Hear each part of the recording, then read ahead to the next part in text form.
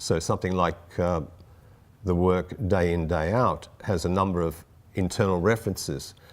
There's a longer sentence that triggered the Day In, Day Out second version that's in the collection here that's on display at the moment. But it was my father's quote, and at that stage he would have been in his early 70s. And he indicated to me, he took me aside one day when I was visiting and said, he said this quite sort of candidly, he said, as you know, we are pensioners, day in, day out, 24 hours closer to death. And then he laughed. So that became a kind of title for the first version of Day In, Day Out, which was shown at the Australian Centre for Contemporary Art in Melbourne in '91. And has been a kind of touchstone also for a number of iterations of the little house that appears within Day In, Day Out here, but also appears in a few other iterations of this motif of the house. When it's multiplied, it becomes a suburb. It's an acknowledgement of this kind of twilight zone that my parents finally found themselves in, culturally displaced after the Second World War, living in a place called Adelaide that I grew up. So if one traces this kind of trajectory of an art practice, it's one that has a rich kind of cultural history. It's informed by a number of cultural tropes, if you will, and it leads into who I am now and the kind of way in which I continue to not necessarily mine, but reference this historical past of kind of autobiographical cultural past, and then reframe it in ways to represent it, to say there is some universality to this. For me, right from the start when I was making art, I wasn't really that interested in making work that was totally about itself. But I learnt my lessons, so to speak. I learnt my history to take on board things like the grid, things like the aspects of formalism or that aesthetic, but then shift it or turn it on its head and make it do something else.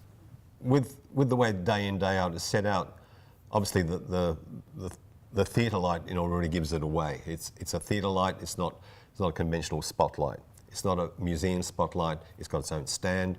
That object already speaks about theatre, and then it has a colour wheel on it. So there's a moving component, and that then alters the light, how the light then hits the work, how the work becomes spotlit. So in a sense, the work is being performed. So in a sense, it's a kind of auto performance that is like a loop. It just goes on and on and on. It goes in, day out. And it was a way of making palpable this notion of the diurnal, this shift from day to night. Because one of the apertures, as it turns through, is blacked out. So you go into this sort of darkness, and depending how dark the space is, one's almost like totally left in the dark, and suddenly the light comes back on. And so you're getting this kind of tension between what is being represented, the label of the work, the title of the work, and then notions of memory. So it's a little theatre of memory, if you will, about how suburbia is constructed and how suburbia still marches on in a way that's totally unsustainable. And the way they're building new suburbs, there's no infrastructure, people are ghettoised. As soon as I step through this brand new door, there's no services, no health services, no schools. A lot of the times, people are having to drive, and if you can't drive, you're screwed.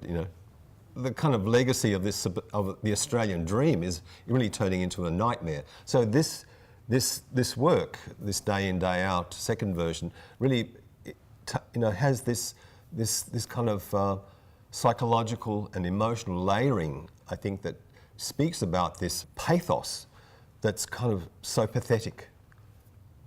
And we are kind of locked into this for some reason. And it's one that people find very hard to kind of disengage themselves from, or to step back and actually look at it. So in a way, a work like this affords some level of reflection or introspection even, to say, gee, I actually grew up in some place like this. Is this all there is? Is this what it amounts to? Is this the life that I continue to lead, or do I perhaps look at it in some other strategic way? Because I think there's forms of transforming those places if there's a will, but it's all about economic expediency. These places are put up in such a way where they start to fall down as soon as you open the door. It's like a house of cards, and there's like endless, endless sort of kilometres of this stuff, and you can see it. Like they make the road, then they drill the holes, things stick out, and they plonk the thing on top, and another one, another one.